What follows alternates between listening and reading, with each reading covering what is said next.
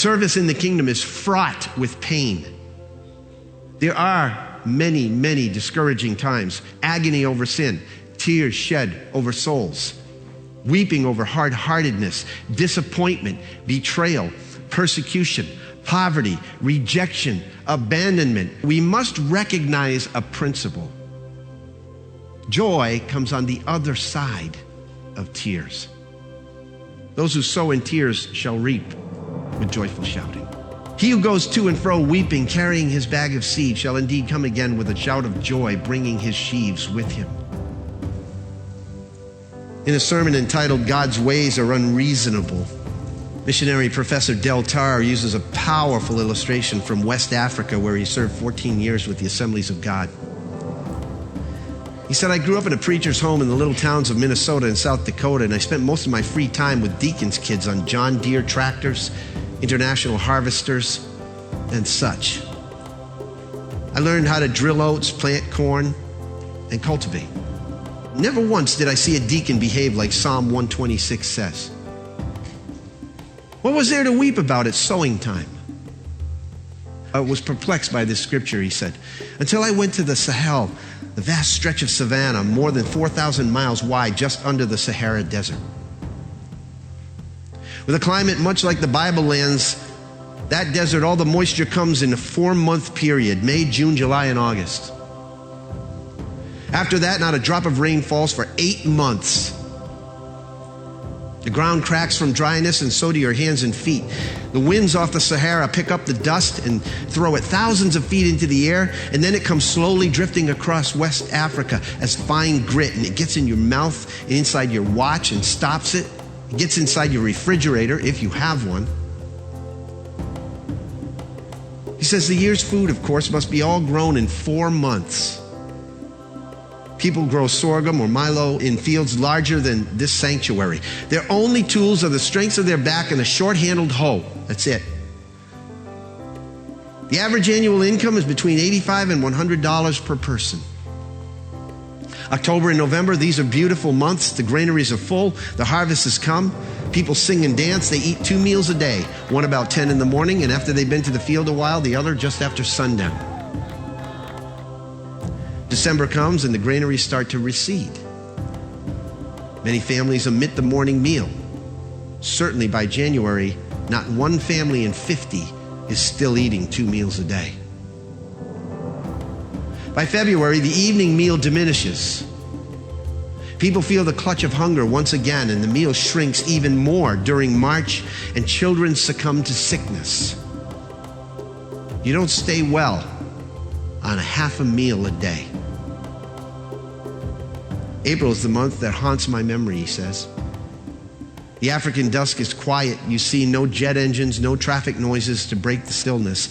The dust filters down through the air and sounds carry on for long distances. April is the month you hear the babies crying in the twilight. From the village over here and from the village over there, their mother's milk is now stopped.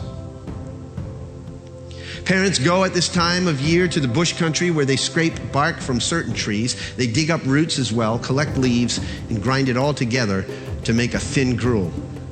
They may pawn a chair, a cooking pot, or a bicycle tire in order to buy a little more grain from those wealthy enough to have some remaining. But most often the days are passed with only an evening cup of gruel.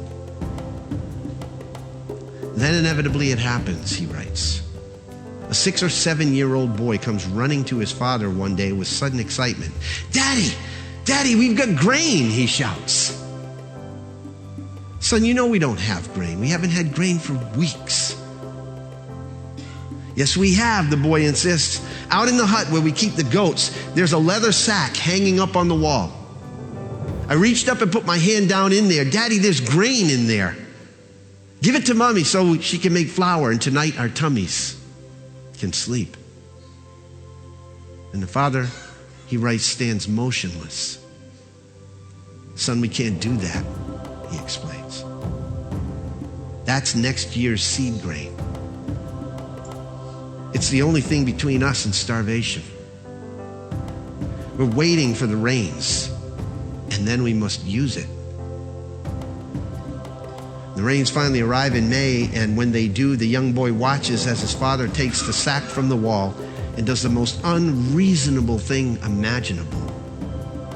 Instead of feeding his desperately weakened family, he goes out to the field, and he says, I've seen it, with tears streaming down his face. He takes the precious seed and throws it away. He scatters it in the dirt. Why? Because he believes in the harvest. The seed is his. He owns it. He can do anything he wants with it.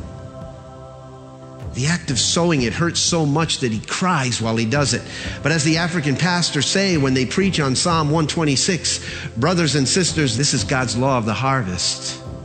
Don't expect to rejoice later on unless you have been willing to sow in tears.